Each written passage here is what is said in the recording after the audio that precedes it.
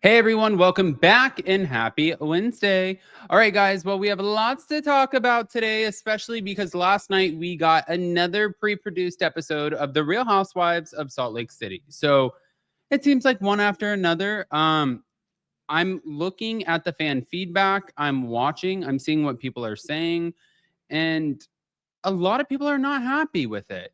And you know what's wild about this? Before I get into the actual Salt Lake City tea that's being spilled, um, I just wanted to kind of point out the fact that before a new episode comes out, they usually do reruns. And I was watching the reruns from the season where the Sprinter ban happened with Jen Shah and even their confessionals, the way that they spoke. And Jason and I both were like, oh my God, this was good. But that's what happens. You just sort of lose sight of what is and you kind of become caricatures. So, anyways, smash the like button, show some love. Welcome back to Up and Adam Channel 2, and let's dive right in.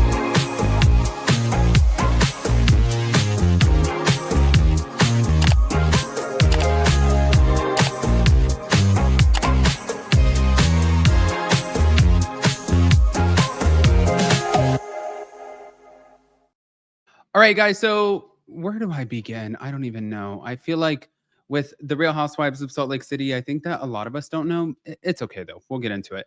Um, there were a few key takeaways from last night. Lisa Barlow going on Watch What Happens Live because she addressed the drama with Bronwyn and Angie and Meredith and Whitney and the rest of Salt Lake City. I think that for Andy Cohen, having her on, one, it's not only that she just says, I was with Ben Affleck and Blake Lively and uh, Anna Kendrick. I was with all of them and I live a completely different life. And you guys don't know. I love that. It's just such a fucking character. It is something, but like whether it's true or not true, it's just she does lean into a character. So we're here for it. I mean, I am going to say this too. The whole posted prop photos with the dismissed on it, a lot of people did not like that. But okay, I don't think she gives a shit. Now, she insisted that Bronwyn's attacks, they're retaliatory. And she said that was a response to Lisa calling her out for her jewelry lie. Because if you guys don't remember from last season, Bronwyn totally lied about the $4 million necklace. And she not only lied to the cast, she lied to Lisa Barlow when she called her out. She lied to Andy Cohen. She lied on the Vial Files. And she was like, like, I didn't want to wear it today because I feel like it's too ostentatious. And I also feel like I just, at the end of the day, when she came out acknowledging that she lied and it was all bullshit, she was like, Todd wanted to get me something very different. He wanted to get me something that was less ostentatious, but just also something that was just as beautiful. And that's what we did. And that was my anniversary present. So, yeah, that's kind of where we're at. Okay, so you're just saying I lied. Cool. Good. I mean, Lisa called that from a mile away. But in response to Angie Katsaneva's comparing her to Jen Shah, which I think she took as the biggest insult, she called the comparison defamatory. And she said that I have no criminal allegations. Civil claims are very different than criminal claims. So this, yes, to me is defamatory.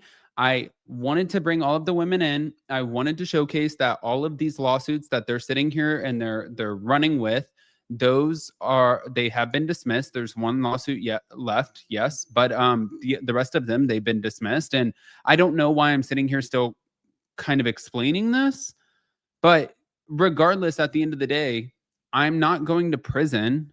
I'm not with Ghislaine Maxwell in a penitentiary. And I think that that's what she was trying to say. You guys better hope. I swear, for this entire cast, they better hope, pray. They better take their asses to the church and ask that Jen Shah does not get herself back on this TV show, because if she does, you guys, you're in for it. You're in for it. Moving on. To prove the transparency, That's when she created the poster boards. Those were the poster boards that I was referencing for the last like 4.5 minutes, talking about the court records, talking about how many of the lawsuits against her have been dismissed. And that's when she just said, there's one left, which will also be dismissed because it's not true. She did talk about, though, the fact that she expressed disapproval of what she sees as like a gang up by Bronwyn, Angie, and Whitney against her. I thought it was funny last night watching the episode, which we're going to do a recap video so you guys can see that on the same channel. But like when Whitney was like, I never bought my stuff from Alibaba. I never sourced from Alibaba.